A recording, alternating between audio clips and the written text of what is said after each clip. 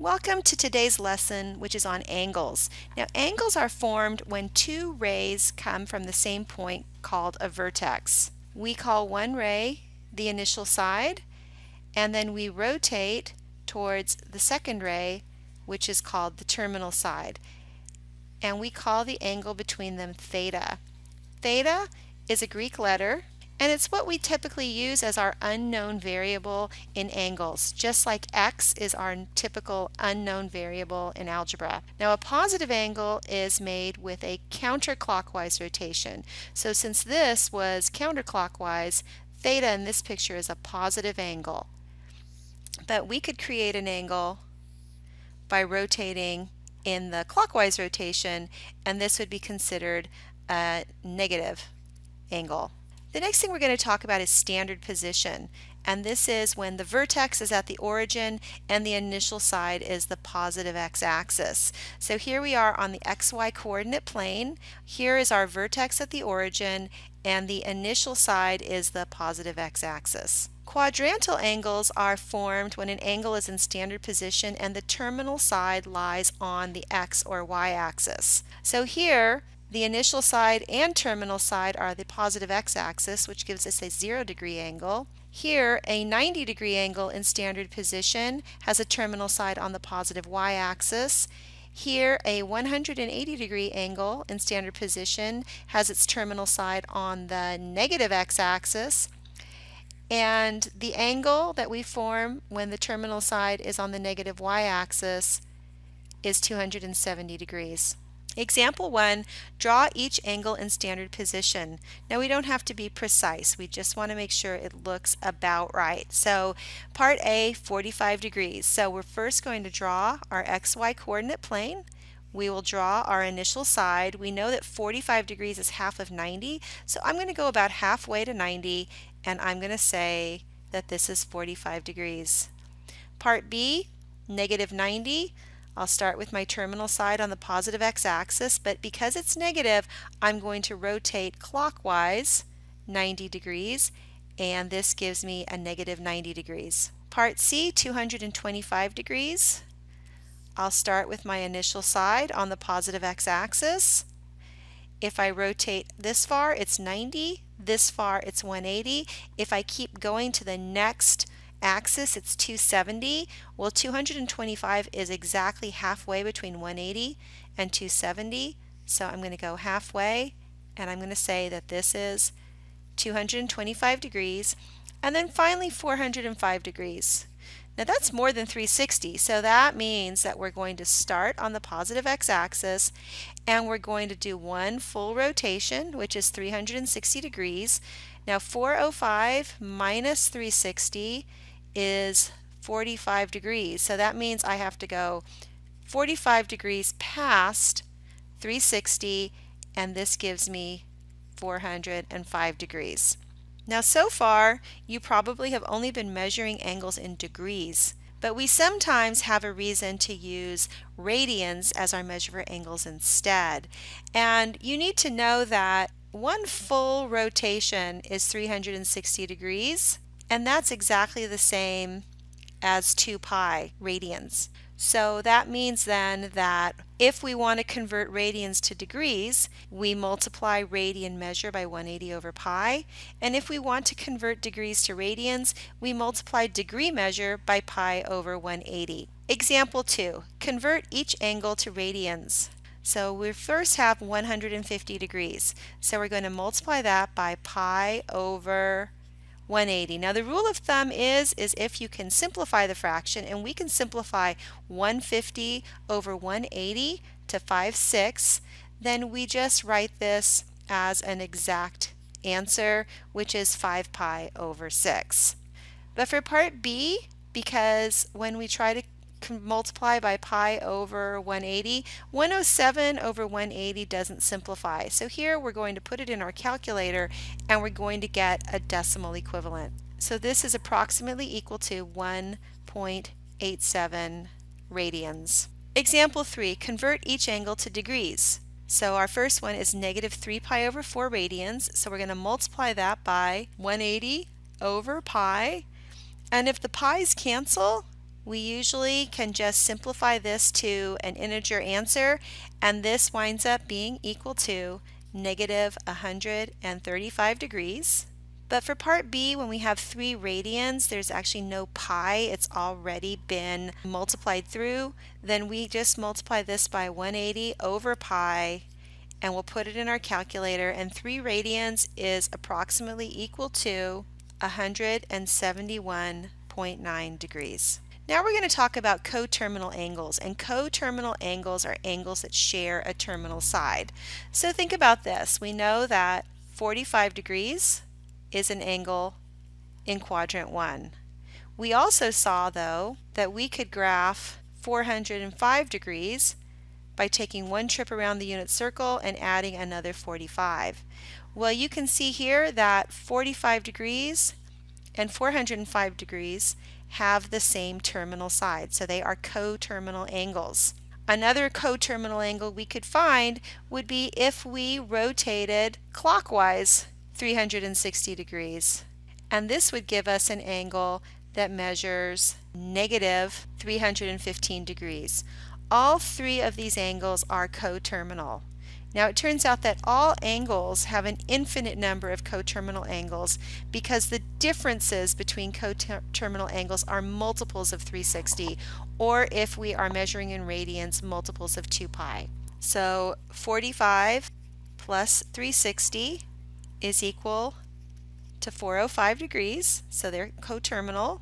Or we could say pi over 4 if we're doing this in radians, plus 2 pi. Now we need a common denominator, so this is the same as pi over 4 plus 8 pi over 4 is equal to 9 pi over 4 radians. And pi over 4 and 9 pi over 4 are coterminal angles. A central angle is a positive angle whose vertex is at the center of a circle. So you can see here that we have this angle whose vertex is at the center of the circle, so theta would be a central angle. Now we call the measure of this path along the outside of the circle S, or arc length. And arc length is equal to the radius times theta. Now it's important here that we use theta in radians because unlike degrees, which have a unit with dimensions, radians are really the fraction of a circle, and so radians do not have dimension. Example 4. Find the length of the arc of a circle of radius 2 meters subtended by a central angle of 0.25 radians. So we know that S equals r theta. We are told that r is equal to 2 meters, and we are told that theta is equal to 0.25 radians. So since theta is already in radians, we can go ahead and say S is equal to 2 meters times 0.25, which means that the arc length is equal to 0.5 meters. If we had put theta in degrees, our units would have been meter degrees, which is not a valid unit of length. So definitely you've got to remember to put theta in radians. Now we're going to talk about area of a sector. And the sector would be the area of basically this piece of pie.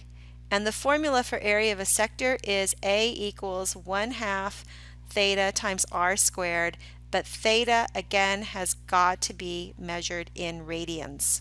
Example 5, find the area of a sector of a circle of radius 2 feet formed by an angle of 30 degrees, round to 2 places. So remember that area of a sector is 1/2 r squared theta. R is equal to 2 feet, and theta is equal to 30 degrees. Now we've been told that theta has got to be in radians, so we're going to have to convert 30 degrees to radians. So we'll multiply that by pi over 180. 30 over 180 simplifies to 1/6. So theta is actually equal to pi over 6 radians. So area is equal to 1/2 times 2 feet squared times pi over 6, and then they told us to round to two places, so let's go ahead and put it in our calculator, and we get that the area is approximately 1.05 square feet. So the last things we're going to talk about in this video are angular and linear speed. So first we'll talk about angular speed, and it says as a point moves along a circle, its angular speed omega is the angular rotation theta per unit of time. So we use this symbol omega to indicate angular speed. It looks kind of like a fat W, and that is equal to theta over time, or the change in the angle over time. It has nothing to do with the radius. It doesn't matter how far away from the center of the circle you are, your angular speed will be the same.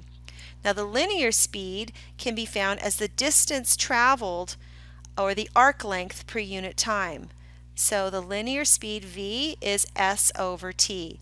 But we already know that s is equal to r theta. So this is the same as r theta over time. But we know that theta over time is equal to omega. So that means that v can also be written as r omega, or the radius times the angular speed. Example 6. A bicycle has wheels 28 inches in diameter. A tachometer determines the wheels are rotating at 180 RPM, which stands for revolutions per minute. Find the speed the bicycle is traveling down the road. So we know that speed, linear speed, is equal to r times omega. We've been given the diameter, which is 28 inches, which means that the radius is half of that, or 14 inches. And we've sort of been given omega. Revolutions per minute is another way of representing the angular speed, but we have to write omega as a change of an angle versus time. So we want to say we know that we have 180 revolutions per minute, and we know that one full revolution is the same as 2 pi radians. So by using dimensional analysis, I get that omega is equal to 360 pi per minute.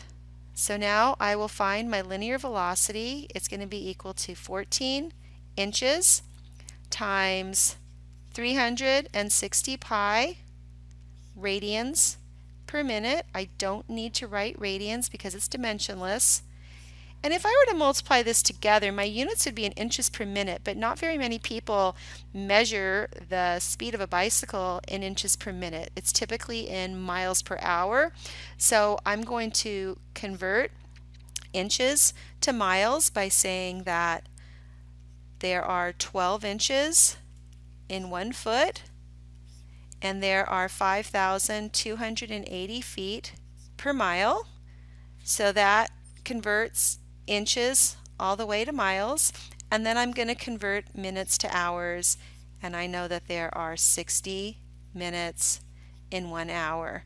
So now my units are going to be in miles per hour. So if I put these in my calculator, I get that this is approximately equal to 14.99 miles per hour. That's all for now. Thanks for watching.